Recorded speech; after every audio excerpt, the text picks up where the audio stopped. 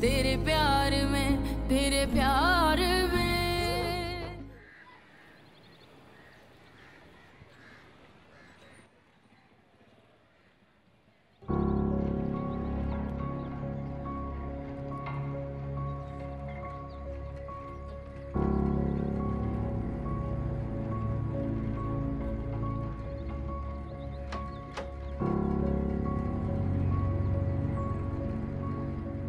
परेशानी की कोई बात नहीं, सब कुछ नॉर्मल है। अल्हम्दुलिल्लाह। बस कमज़ोरी की वजह से इन्हें ऐसा हुआ होगा। आप इनका बहुत ख्याल रखें। अच्छी ग़िज़ा और दवाएं इनकी सेहत के लिए बहुत ज़रूरी हैं। बहुत शुक्रिया डॉक्टर साहिबा। कोई मसला नहीं।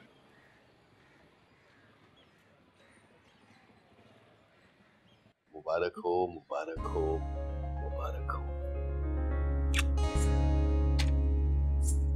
मैं अम्मी जान को खुशखबरी सुना कर आता हूँ।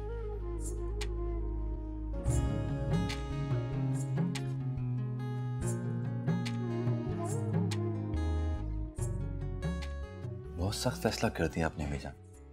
भाईजान को इस तरह बेदखल नहीं करना चाहिए था आपको। बेदखल मैंने नहीं, उसने किया है हमें अपनी जिंदगी से। सारी जिंदगी मनमानी करता रहा और अब देखो कैसी औरत को ब्याह के लिया है।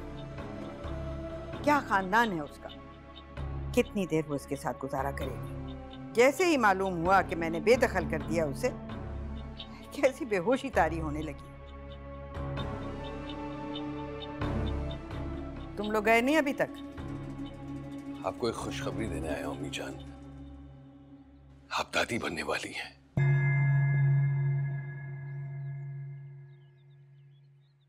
जी जी अम्मी जान, गुलनाज उम्मीद से है वो इस घर को वारिस देगी।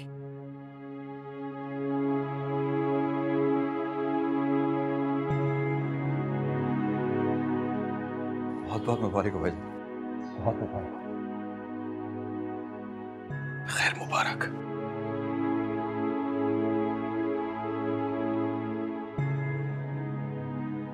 अम्मी जान, अम्मी जान हमें माफ कर दे। अम्मी जान आप बड़ी हैं अम्मी जान, और बड़े छोटों की गलतियों को तो माफ कर ही देते हैं ना।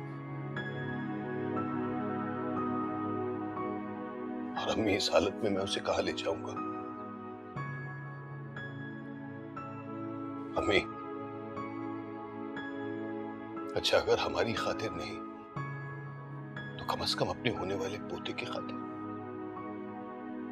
प्लीज अम्मी जान।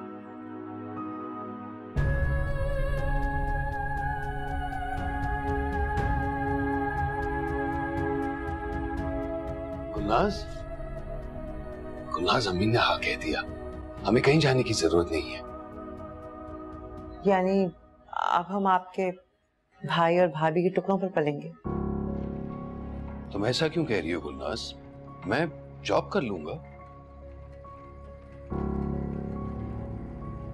और जब तक जॉब नहीं मिलती तब तक? देखो तुम्हें फिक्र करने की कोई जरूरत नहीं। अम्मी की बहुत बड़ी ख्वाहिश थी पोते की, अब वो हमारा ख्याल रखेगी, मेरा भी और तुम्हारा भी। तुम बस अपना ख्याल रखना और किसी बारे में सोचने की जरूरत नहीं।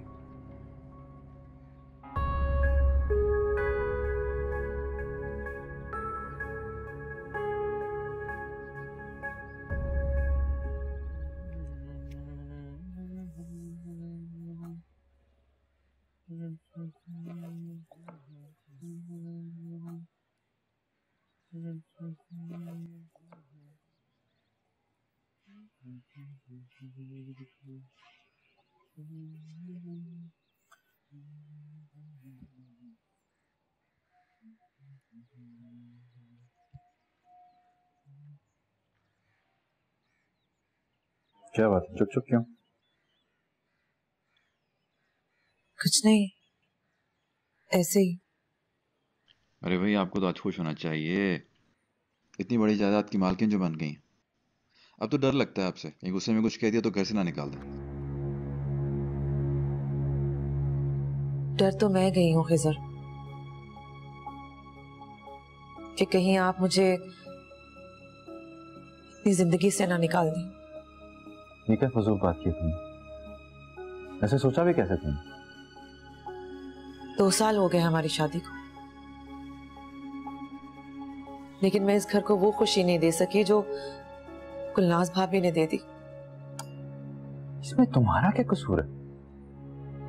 ये तो अल्लाह के काम है। वैसे भी शादी को अरसा कितना हुआ? 2 साल तो हुए।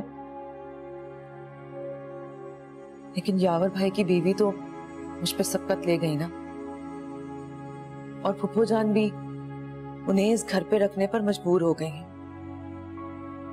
अगर मैं इस घर को औलाद ना दे सकी ना, तो फुफू मुझे इस घर से और आपकी जिंदगी से निकलने पर मजबूर कर सकती है। तुम्हारा क्या मुकाबला है यावर भाई की बीवी से? तुम भतीजी हो उनकी, बहुत प्यार करती है तुमसे। ऐसी फजूल बातें सोच कर खुद को इंसान करती। ऐसा कभी नहीं सोच। मुस्कुरा।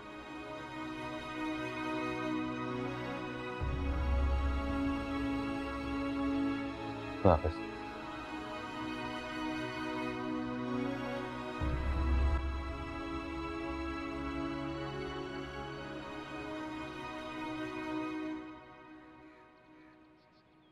वो लड़की जैसी भी है, जो भी है, मैं अब उसे वापस नहीं भेज सकती, वरना वो हमारे बच्चे को उसी गंदे माहौल में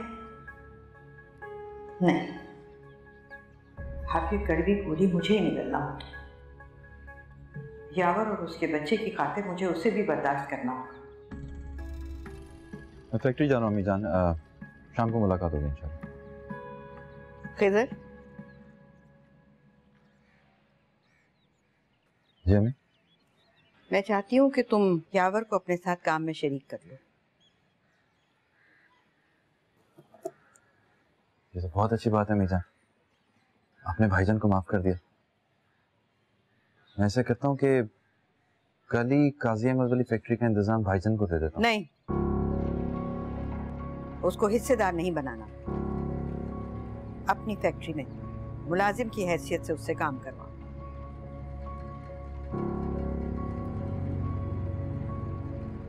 तुम इन औरतों को नहीं जानते। यावर अब अपने दिमाग से नहीं, अपनी बीवी के दिमाग से सोच रहा है, और मैं नहीं चाहती कि उसकी बीवी की सोच तुम्हें को नुकसान पहुंचाए। जी अम्मी जान। बिस्मा से भी कहना कि गुलनाज को घर के मामलात में दखल अंदाज ना होने दें। ये घर बिस्मा का है, वो मालकिन है इसकी। अम्मी जान, ये बात तो आप खुद उसे समझाएं, कुछ परेशान। क्यों, क्या हुआ? ये तो आप खुद पूछ लीजिएगा उससे। मैं चलता हूँ, वापस।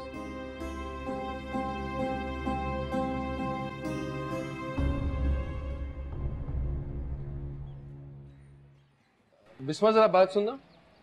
जी यावर भैया। नजमा किचन में है? जी किचन में ही है। कोई काम था आपको? हाँ, गुलनाज के लिए सूप बनवाना था। अच्छा, नजमा को तो ठीक से सूप नहीं बनाना आता, मैं बना देती हूँ। पहले मैं अम्मा को चाय दे आऊँ। अच्छा जी थैंक यू।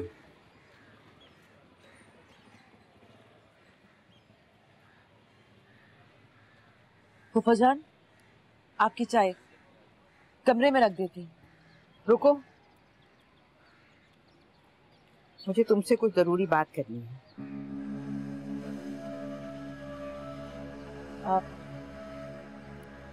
फूफा, वो दरअसल यावर भाई ने सूप की ख्वाहिश की थी, तो मैंने उनसे कह दिया कि मैं बना देती हूँ।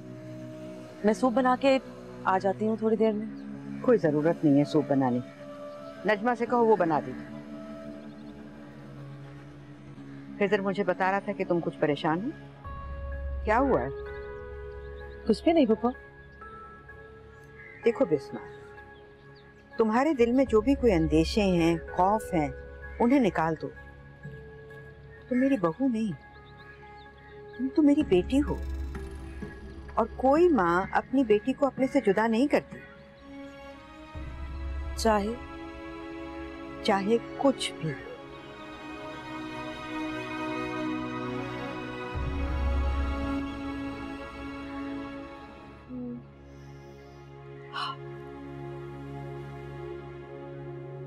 कहाँ रह गए थे? वो मैं बिस्मा से तुम्हारे लिए सूप बनाने का कह रहा था। बिस्मा मेरे लिए सूप बनाएगी? हाँ, वो बहुत अच्छी है, सादा और पुरखुलूस। मेरा बहुत अदब करती है। सादा और पुरखुलूस। गुलनाज, एक बात कहूं? देखो, अगर हो सके ना तो अम्मी को खुश रखना। उनकी मर्जी, उनकी पसंद नापसंद, उनके दिल में जगह बना लोगी ना तो हमारे लिए बेहतर होगा, हमारे लिए और हमारे होने वाले बच्चे के लिए। और मुझे क्या करना होगा आपकी अम्मा जान को खुश रखने के लिए? वही जो बिस्मा करती है। आपकी अम्मी जान को मैं बिस्मा से ज्यादा खुश दे सकती हूँ। आखिर मैंने वो काम किया है जो बिस्मा आज तक नहीं कर सकी। वो अलग बात है कि उनकी नजर में बिस्मा की हमेशा ज्यादा अहमियत रहेगी। नहीं नहीं गुलनाज, ऐसी कोई बात नहीं। पर तुम्हारा कौन? साहब, ये सूप बनाया मैंने। ये सूप तुमने बनाया नजवा? जी साहब।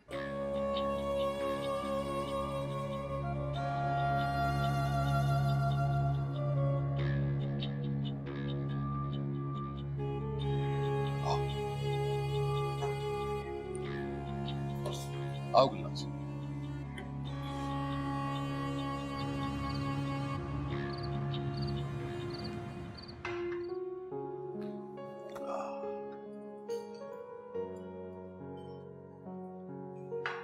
नजमा, तुम जाओ। ये लीजिए पप्पा। अरे गुलनाज, बिस्मा की मदद तो करो। अरे नहीं यावर भैया, मैं कर लूंगी।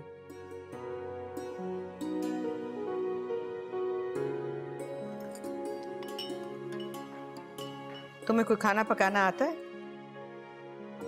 जी। अच्छा तो ठीक है, कल से गुलनाज तुम और नजमा दोपहर का खाना बना लें और रात बिस्मा।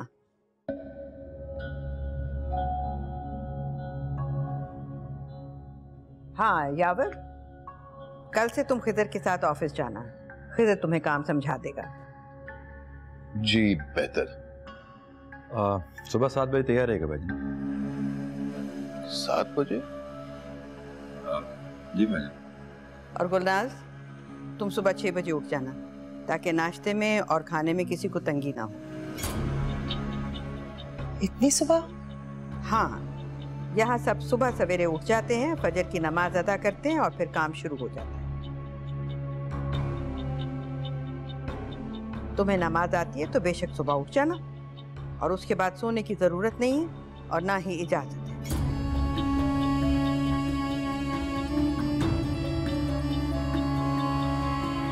जी।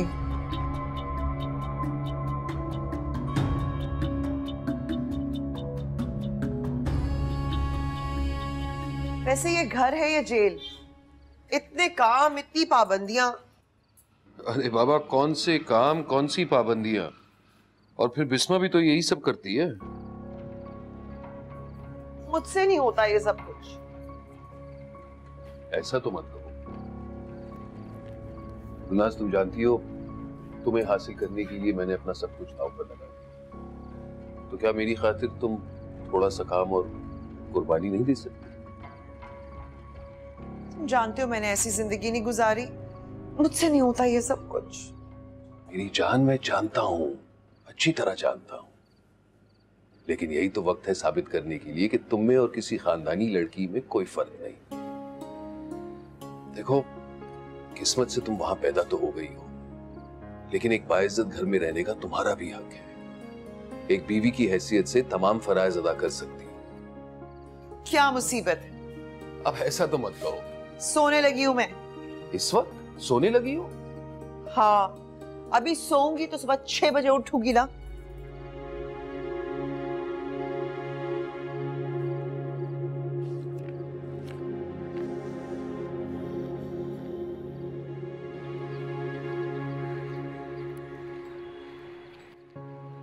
अम्मी जान जैसे निकले पता है ना क्या करना है? हाँ हाँ यावर, मुझे पता है। और चाय तैयार तो है ना? हाँ, नजमा ने चाय बना दी होगी, मुझे वो चाय लेनी है, आपकी अम्मा जान को पेश करनी है, ठीक है ना? बहुत शुक्रिया। अस्सलाम वालेकुम अम्मी जान, कैसी हैं आप? खैरियत से? अस्सलाम वालेकुम सुमी जान। वालेकुम सलाम। चले ना अम्मी जान, आए।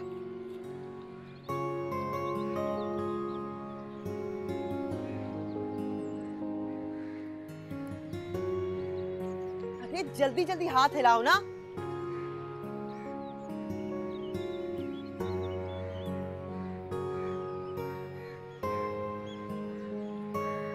तशरीफ रखें।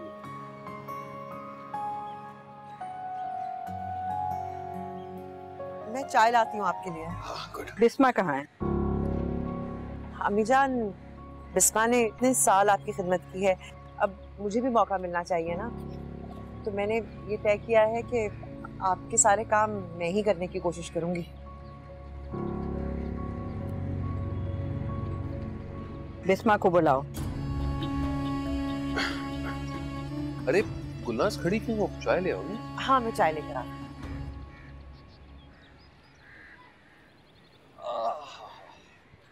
वैसे अम्मी जान, सुबह सुबह बाहर बैठकर चाय पीला, इसका तो लुत्फ ही कुछ और है।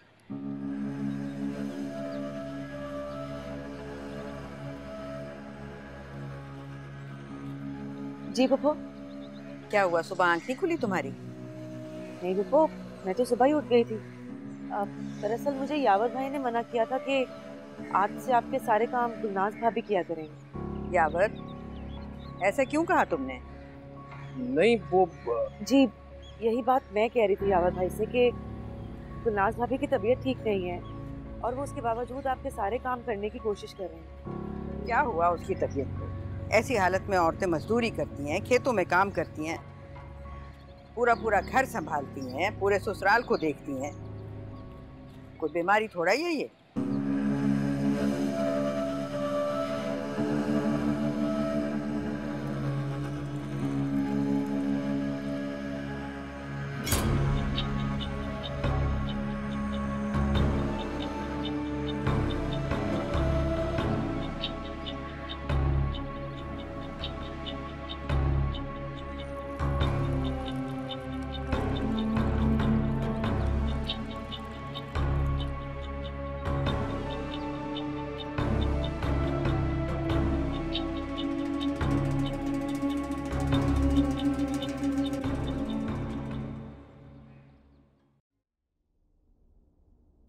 बस ये काफी है ना कि और डालूं?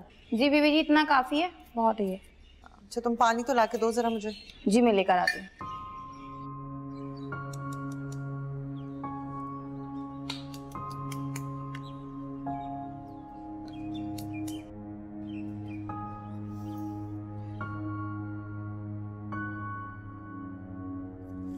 सत्यानाश हो गया मेरे हाथों का।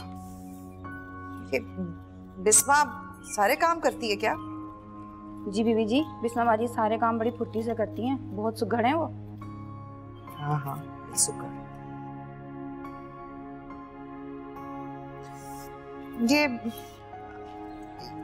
ये ना, ये तुम ये कर लो, ये वो मुझे दे दो करने के लिए। जी बीबी जी।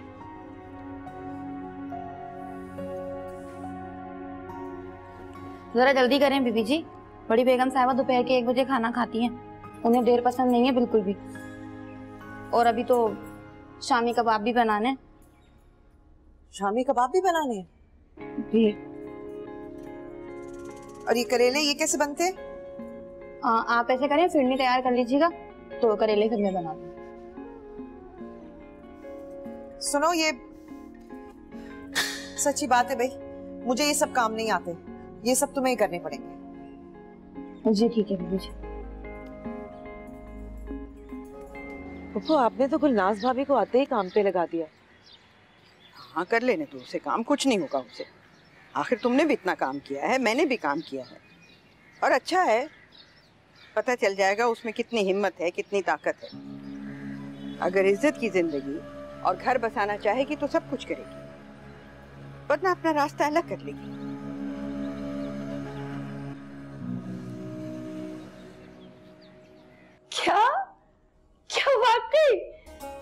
गुलनाज, तूने तो मुझे कितनी बड़ी खुशखबरी सुना दी, मुबारक हो। आई मैं वारी, मैं कुर्बान तेरे। मैं ना कहती थी अम्मा कि सब ठीक होगा, अब देखो अल्लाह ने कैसा हाथ पकड़ा है। इतनी बड़ी खुशी की खबर के बाद तो अम्मी जान को अपनी नाराजगी खत्म करना ही पड़ी। हैरत है गुलनाज, सर में चांदी उतर आई मेरे। आज तक न कभी ऐसा देखा ना सुना। क्या जादू किया तूने? अरे अम्मा तुम्हारी गुलनाज किसी जादू से कम नहीं है। मैं तुम्हें कहा था ना कि सब ठीक हो जाएगा, यहाँ बस के दिखाऊंगी तुम्हें। मुझे पता है यहाँ मुश्किलें आएंगी, सबके साथ मिलकर रहना होगा, लेकिन मैं भी हार मानने वाली नहीं हूँ। अच्छा अगर ऐसा है तो माँ की बात पल्लू से बांध ले। अरे इनकी 4 दिन की मोहब्बत होती है, जितनी जल्दी हो सके जायदाद मकान पैसा अपने नाम करवा ले। अरे कब सब कुछ बदल जाए उलट जाए तुझे तो मालूम भी नहीं होगा। अम्मा ऐसे वसवसे अभी ना डालो मेरे दिल में। तो देखो ना, आते ही मैंने सारे घर का इंतजाम अपने हाथ में ले लिया है ना। घर मेरे नाम हो ना हो, मैं इस घर की बड़ी बहू हूँ, मालकिन हूँ, कोई मुझसे मेरा हक नहीं छीन सकता, सब कुछ मेरा ही है। अच्छा मुझे जाने दो, मुझे रात के खाने की तैयारी भी करनी है सबके लिए, मैं बाद में बात करूंगी तुमसे। खुदा हाफिज।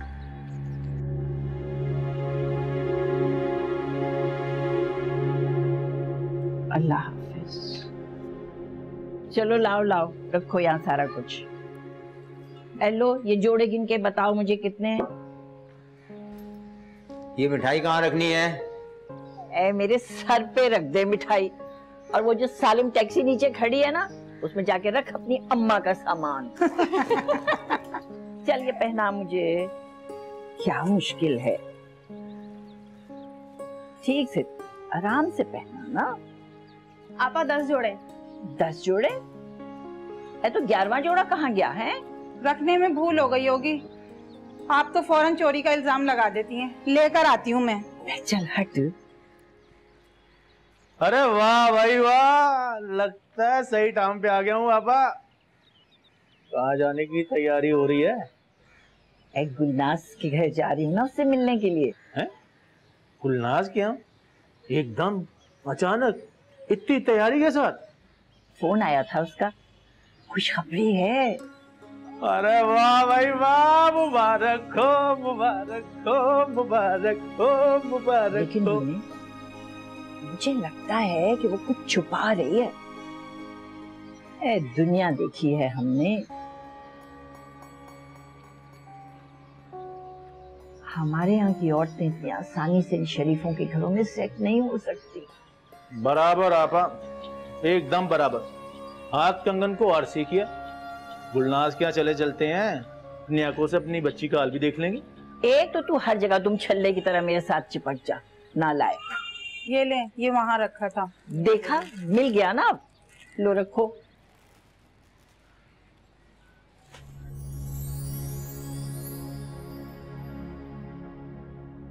बीबी जी, वो आपके घर वाले आए। क्या?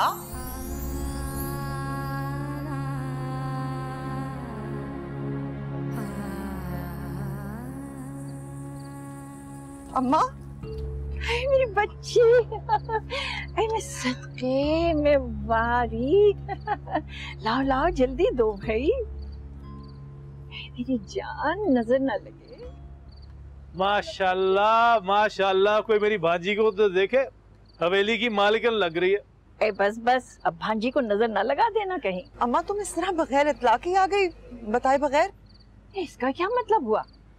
अपनी बेटी से मिलने के लिए क्या हमें इजाजत लेने की जरूरत है? हमने तो यावर को कभी अपने घर आने से नहीं रोका, फिर उनके घर आने के लिए भला हमें क्या इजाजत की जरूरत? जिन घरों में दरवाजे नहीं होते वहां जाने के लिए इजाजत की जरूरत नहीं होती। और जिस हवेली में तुम लोग खड़े हो, उसकी दीवारें भी तुम्हारी औकात से कहीं ऊंची हैं।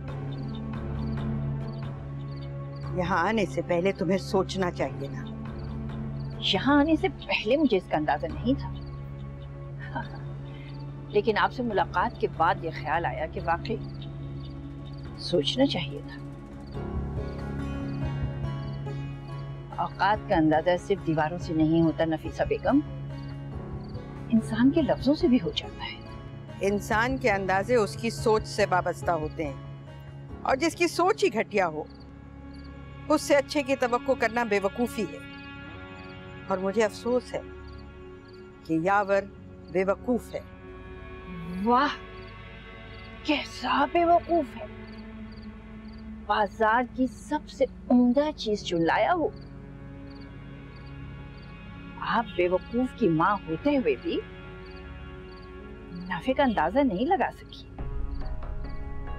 या फिर नाराजगी का ढोंग करके हमें और हमारी बेटी को हमेशा के लिए अपने सामने झुकाना चाहती हैं? ढोंग और ड्रामे तुम्हारे यहाँ बिकते हैं, हमारे यहाँ सिर्फ खैरात बढ़ती है। खुशकिस्मत हो तुम दोनों कि थोड़ी सी खैरात तुम्हारे हिस्से में भी आ गई। खुदा के लिए आप बहुत ज्यादती कर रही हैं, ये मेरी माँ है। जानती हूँ, खाली हाथ ससुराल में आने वाली औरतों के साथ उनके माँ बाप ही जहेज में आते हैं, लेकिन मैं इसकी हरगिज़ इजाजत नहीं दे सकती। नफीसा बेगम, हमने तो कभी अपनी बेटी मुफ्त किसी के घर नहीं भेजी। तुम्हें किस बात से लगा कि हम तुम्हारे यहाँ रहेंगे? लिहाजा इजाजत का तो सवाल ही पैदा नहीं होता। हाँ, और गुलनाज यहाँ पे कोई जबरदस्ती नहीं आई। आपके मोहतरम साहबजादे ने जूतियां घिसाई हैं हमारे दरवाजे पे। अगर हम चाहते ना तो उनको भी जलील और रुसवा करके अपने घर से निकाल सकते थे, मगर हमने ऐसा नहीं किया। हाँ, नहीं किया, क्योंकि हमें पता है आप शरीफजादों की शराफत बड़ी कमजोर होती है, जिस पर सारी जिंदगी तराते हैं, जरा सी चोट लगने पर टूट कर जमीन पर आ गई। और हमने तो अभी तक तुम्हारे घर के अंदर कदम भी नहीं रखा। यावर ने तो कई बार हमारे घर का नमक खाया है। इस हिसाब से भी उस खैरात का बड़ा हिस्सा तुम्हारी तरफ ही निकलता है, जो तुम अपनी जिंदगी में कभी नगीना बेगम को नहीं बांट सकती। बस, तमाशा बहुत अच्छा कर लिया तुमने। अब जो मुआवजा बनता है अपनी बेटी से लो और यहाँ से चलते बनो, वरना मेरे मुलाजमों में किसी की इज्जत इतनी कमजोर नहीं जितना तुम लोग समझते हो।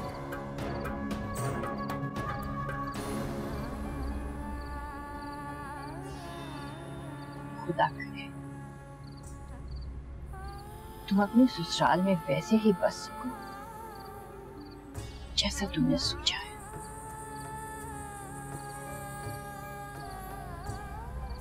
ये सामान यहीं रहेगा, हमारे साथ वापस नहीं जाएगा। इसको अब शराफत की हवा लग चुकी है, इसकी हमारे लिए कोई कीमत नहीं।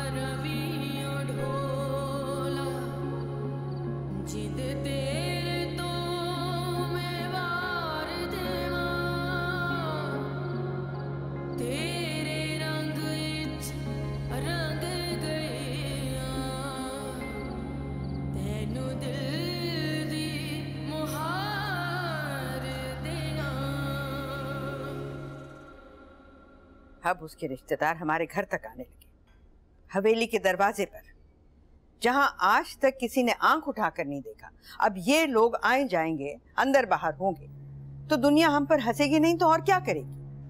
फूफा, गुस्सा हराम होता है, वैसे भी आपकी सेहत के लिए ठीक नहीं है। इस वक्त मेरी हालत ऐसी है बिस्मा कि मैं चाहती हूँ मेरा अगला सांस ना आए, और तुम गुस्से की बात कर रही हो। इतनी बेबस तो मैं कभी भी नहीं थी। बहुत मुश्किल वक्त गुजारा है मैंने। जवानी में बेवा हो गई, घर बार को संभाला, बाहर की जिम्मेदारियां उठाई,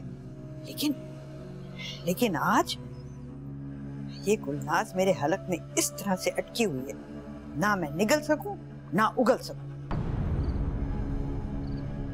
यावर के बच्चों का ननिहाल हो गई, उनकी शक्लों के ऊपर उनका शजरा नसब लिखा हुआ। ये सोचती हूँ खून खौल जाता है, दिमाग फटने लगता है। अगर अब क्या हो सकता है फूफो, गुलनाज भाभी इस घर की बहू हैं और इस नाते से उनके रिश्तेदार तो यहाँ आएंगे ना उनसे मिलने। कौन रोक सकता है? हमको रोकना होगा बिस्मा, वरना ये मुलाकातें और गहरी हो जाएंगी। आप यावर भाई से कहिए कि वो गुलनाज भाभी को मना करें, लेकिन फुप्पो खुदा के लिए उन्हें समझाइएगा, सख्ती से की हुई बात का असर कम और नुकसान ज्यादा होता है।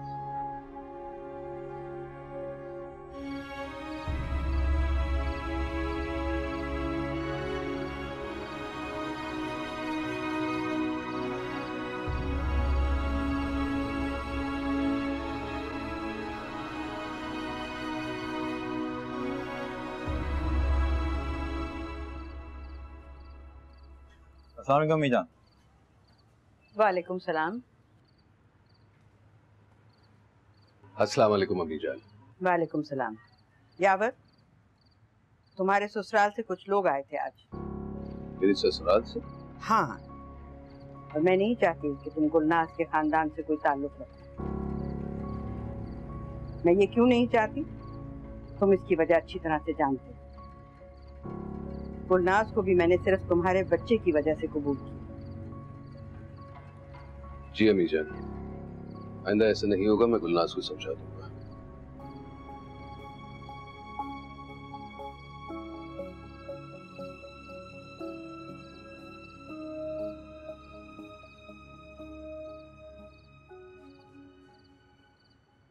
बहुत ज्यादा सख्ती कर रही हैं अम्मी जान, इतनी सख्ती ठीक नहीं है।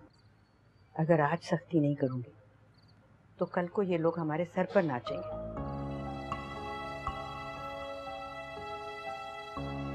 जब मैंने साफ इनकार किया है कि अपनी माँ और रिश्तेदारों से कोई ताल्लुक नहीं रखना, तो वो यहाँ क्या करने आए थे? क्या हो गया यावर तुम्हें? माँ है वो मेरी, अपनी बेटी की पहली खुशी, उसे मुबारकबाद देने आई थी, इतना तो हक है उसका।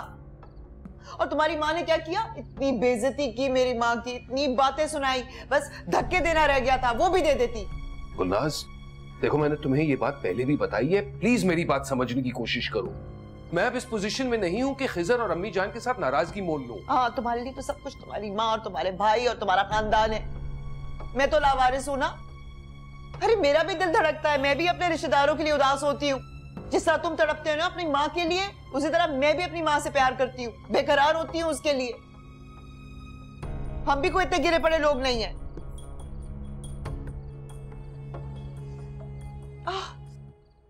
हाय मेरा सर। गुलनाज क्या हुआ? क्या हुआ?